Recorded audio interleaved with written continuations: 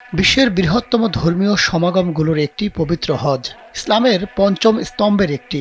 ধর্মীয় বিধান অনুযায়ী প্রত্যেক প্রাপ্তবয়স্ক ও সামর্থ্যবান মুসলিম নারী পুরুষের জন্য জীবনে অন্তত একবার হজ করা ফরজ। মরু আবহাওয়ার দেশ সৌদি আরবের তাপমাত্রার পারদ 40 ডিগ্রি ছাড়িয়ে গেছে। এবার হজে এসেছেন 18 লাখ মুসলিম, যারা তীব্র গরম উপেক্ষা করে হজ পালন করছেন। পবিত্র হজের অনেক আচার অনুষ্ঠান বাইরে এবং পায়ে হেঁটে সম্পাদনা করতে হয়, যা বয়স্কদের জন্য বিরাট চ্যালেঞ্জ।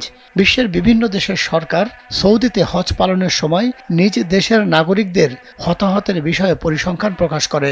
সেই হিসেবে গত বছর হজের সময় সৌদিতে কমপক্ষে 240 জন হজযাত্রী প্রাণ হারান। যমুনা রেফ্রিজারেটর, খাবার ফ্রেশ তো লাইফ জম্পেশ। এবছর সৌদি আরবে পবিত্র হজ পালনের সময় সবশেষ জর্ডান ও ইরানের কমপক্ষে 19 হজযাত্রী মারা গেছেন। তীব্র তাপদাহের কারণে তারা মারা যান বলে রোববার উভয় দেশের কর্তৃপক্ষ জানায়।